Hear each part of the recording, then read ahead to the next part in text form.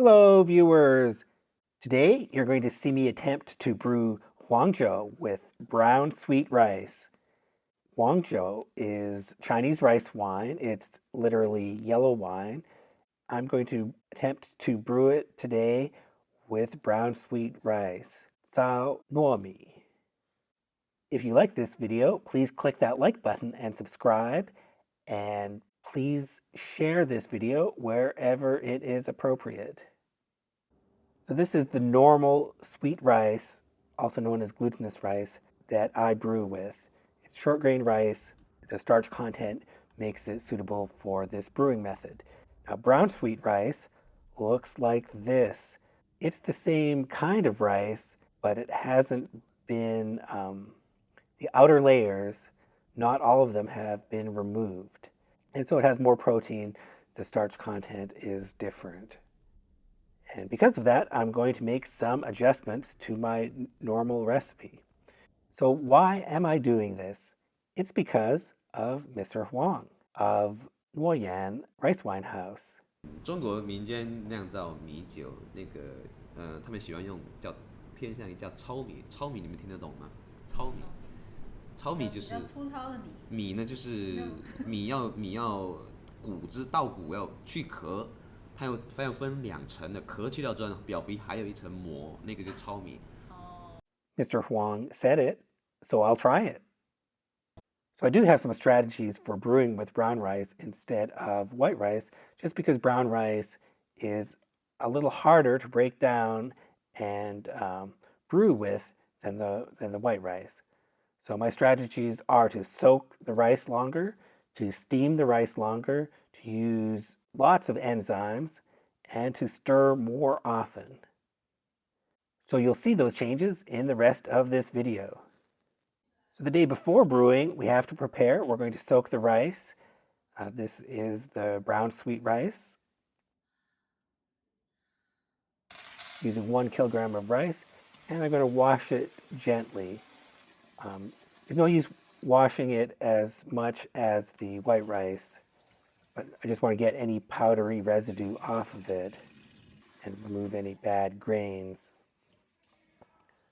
But other than that, so I'm washing it less than I would wash the white rice. And I'm soaking it for 24 hours. So that's a lot more than I usually soak the rice for. So the next day, after soaking for 24 hours, I'm going to drain the rice and start brewing. So this is officially day 0 of brewing. I rinse the rice well, let it drain, prepare my jar, my brewing container with star san.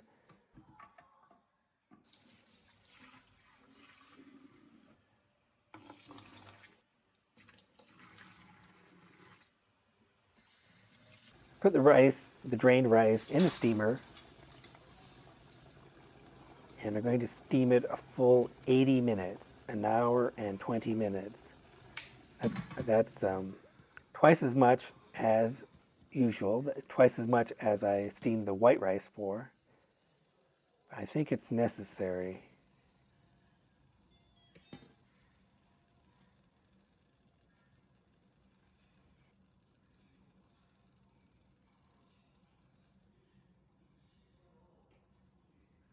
And after it's steamed for 80 minutes, take it out, spread it out, and let it cool to room temperature. That's probably going to take at least an hour. These are the Chinese yeast balls that supply the enzyme that's necessary for brewing. This package is labeled Shanghai rice cake. These are balls of rice flour on which mold is grown. So it's a rice-based fermentation starter from mold. That's where the enzymes are from. And I'm going to use 10 of these balls, which is probably overkill, but this is brown rice. I'm using a lot of, I don't know how strong these balls are. So I'm going to use 10 of them, which is a lot. It's 100 grams. Probably only needed half this amount. Just to be sure, I'm going to use a lot of enzyme. Make sure that I get as much enzyme action as possible. And so I turn it into a powder, And I still have almost 100 grams there. That looks good. And I'm going to add a quarter teaspoon of wine yeast and half a liter of water. Mix it up, let it sit as the rice is cooling. When the rice is cool, put it in the jar.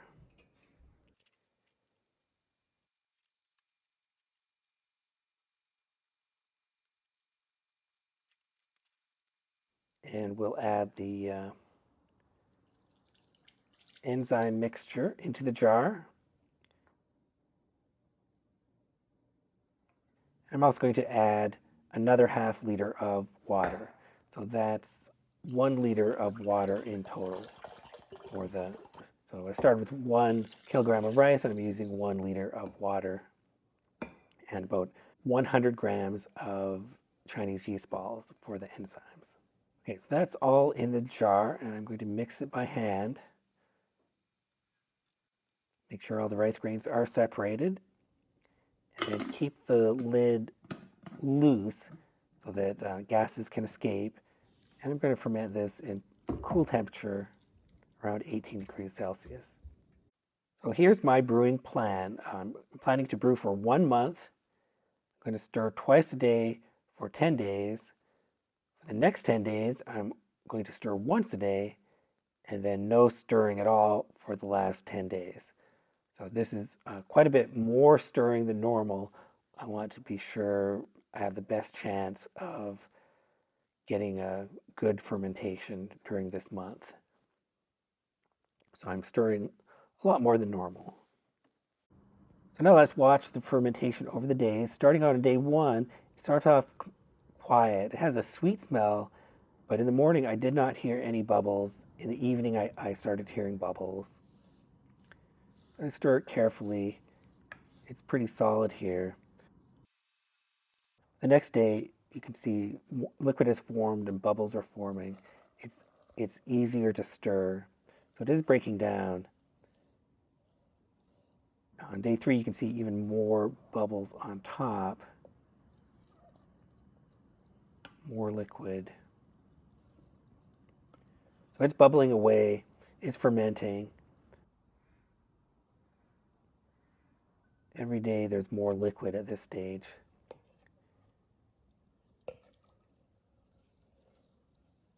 Now the liquid is quite cloudy. That might be because of how many Chinese yeast balls I used.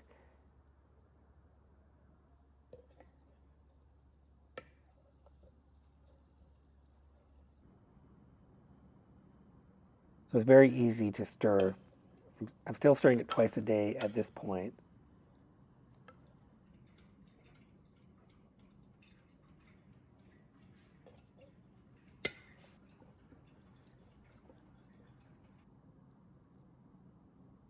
And you can see that now the rice is settling a bit.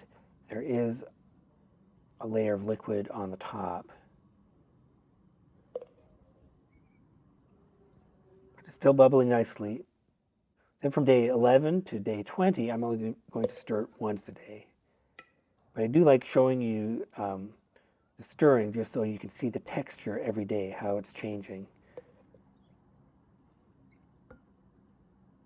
It does take some time, but as the days go on, you do see it clearly that there's a layer of liquid at the top and the rice is settling.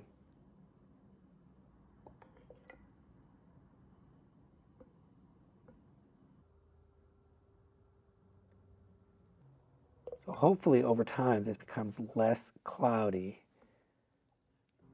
Huangjiu is not cloudy, so my goal at the end of this is to have huangjiu. So I don't want the cloudiness. I want it to settle well.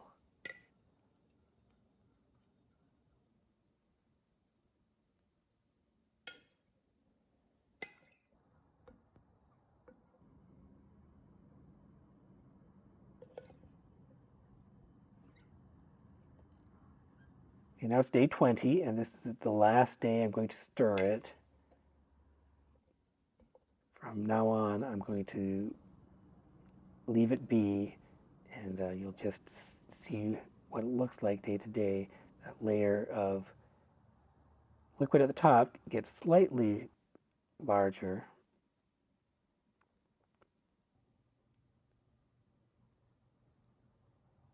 Okay, so it definitely had a good long period of fermentation. I'm happy with that, and it smells right to me. And every time I stirred it, I tasted it. It was just sweet at the beginning, and it turned properly sour and some bitterness. So I'll see what it. I have 31 days of brewing. Time for bottling. Boil the filter bag. So one last stir here.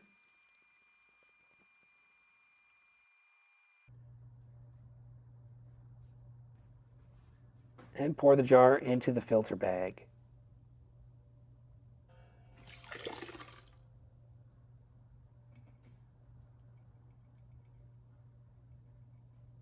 And it just pours out. Pretty easy to squeeze that bag.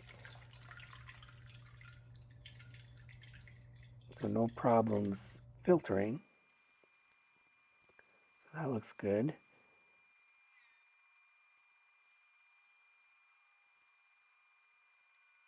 So here's the leftovers, what was in the filter bag after I squeezed it. It's about 440 grams. And you can see that the outer part of the brown rice doesn't break down as well, so that's still visible. But the inner part definitely broke down.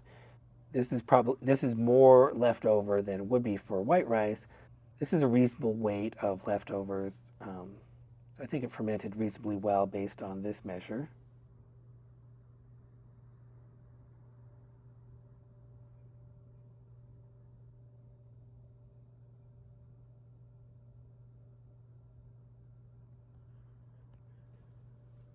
So right now it's completely cloudy.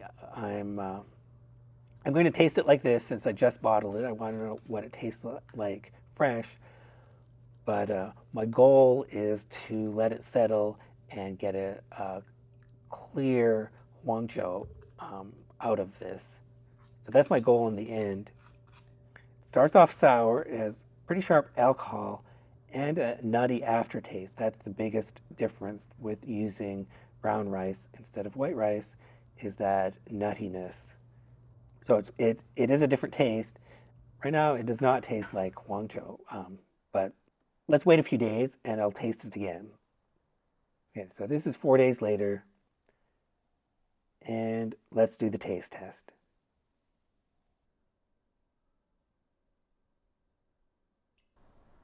Okay, it's 4 days after bottling, and the result is it's settled. There's sediment on the bottom, but the top layer is still pretty cloudy. It's not clear. And I'm going to see how it tastes.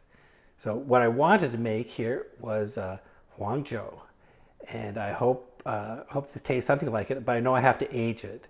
So this is very early. I just want to get a sense of this, and then I'm going to age this for a while, and I'll try not to drink it for a few months and see what happens. Okay, so pretty fruity aroma.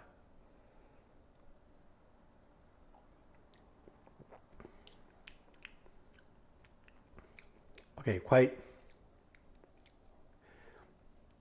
nutty, citrus like lemon taste.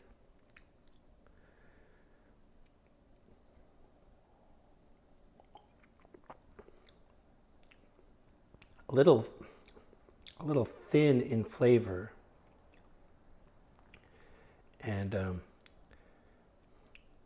bit lemony bitter at the end.